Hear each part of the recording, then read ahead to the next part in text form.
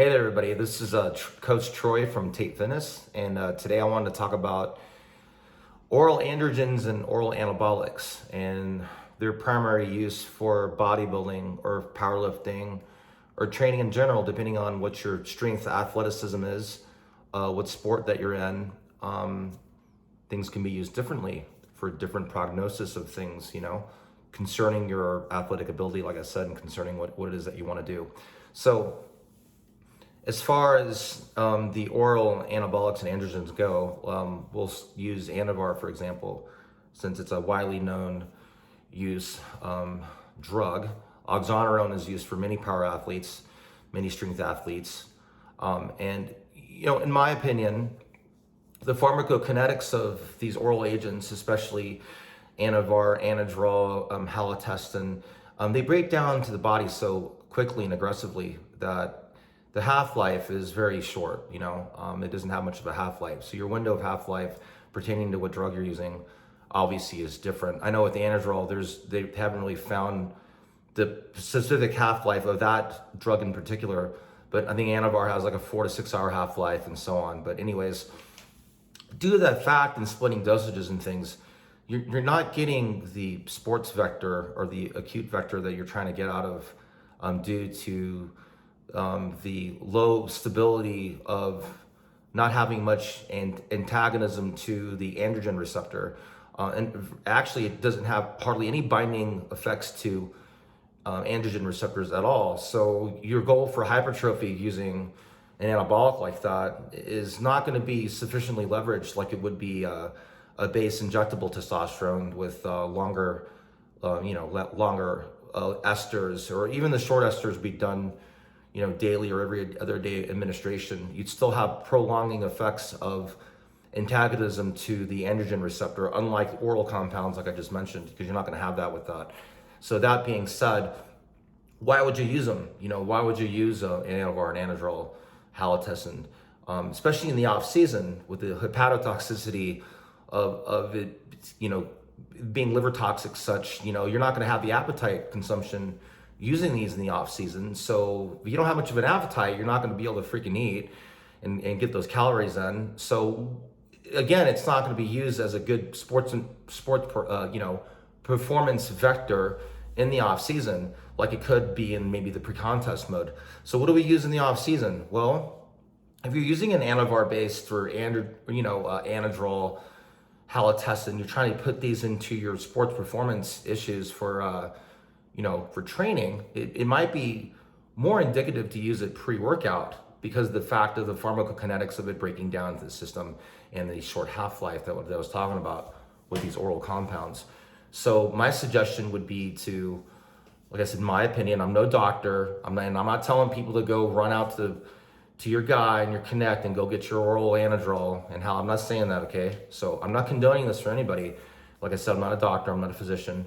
I'm just going off of pure knowledge here and just trying to help the community of people that are maybe using these compounds as leverage. So like I said, my idealism would be to use it pre-workout, and instead of taking it orally, because the E2 effects won't be as high versus blood serum concentrations of it breaking down into the system, maybe taking it subliminally, maybe underneath the tongue, you're going to get more of a bleed of higher blood plasma levels and higher concentration levels of E2, of it going into the system and having a higher acute vector of performance output pre-workout. That would be the main use for, I think, of what Anavar and Anadrol can be used for, and Halotestin. Like I said, any oral or Turinabol, if you can even find real T-ball, because it's been discontinued for a long time now. But again, trying to stay on the same subject here. If you're going off these vectors, pre-workout can be used, like I said, subliminally. So you can put it underneath the tongue, have it bleed out efficiently, kind of like a drip of kind of like an IV drip going into the blood serum concentration levels, slowly pertaining to energy levels for pre-workout, is probably what it could be used for in my experimental point of view for people and the viewers here. And it'll be in and out of the system quickly, so you don't get the hepatotoxicity, the liver toxicity that you could get versus first passage of it staying into the system longer. You're skipping first passage, you're going straight to the blood serum, intra levels of going into the body, getting that acute performance vector, like I said, the power vector from training output was what's what you want to use it for, and then boom, it's back out of the body again. So it leaves the body almost as soon as it enters it, within a couple hours, and that's kind of what you want. And that super high spike of serum concentration levels via putting it underneath the tongue subliminally is 5 to probably 10 times higher than it could be. I guess it could be, versus put it directly into your system. Back in the day, I've experimented with different things like caffeine tabs, ephedrine, ECA stacks. And I didn't stick them underneath my tongue and suck on them, but I wanted to get into my system faster. So I'm like thinking, okay, I'm fucking tired. I need to get this training on. This is dieting for a show, whatever it was. This is pre-contest. How do I get this in my system faster? Well, I just chewed it up, and it sounds gross. It sounds terrible, but chewing it, getting into the mucosal membrane of my mouth instantaneously and right into the system, there was no breakdown or first passage there. It was right into my body. I felt it. I got the energy output off of it.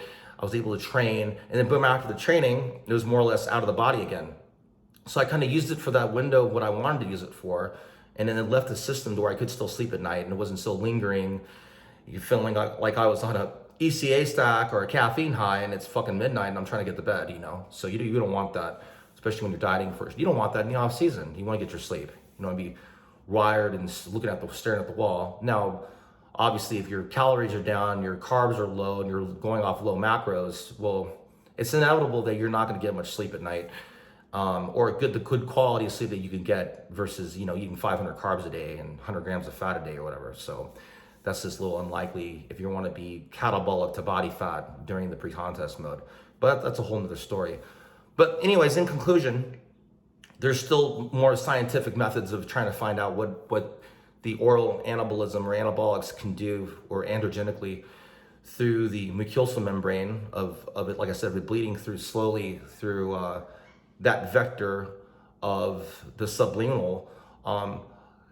And we're still studying on it. So studying on it meaning people are still studying the effects on it, on exactly what it can do. But it's interesting to note, and I just wanted to kind of go on a rant here about oral anabolics and oral androgens, and maybe it's more proper use that it could be used for vector via off season for training purposes. So anyways, thank you very much and take care, and thank you for listening.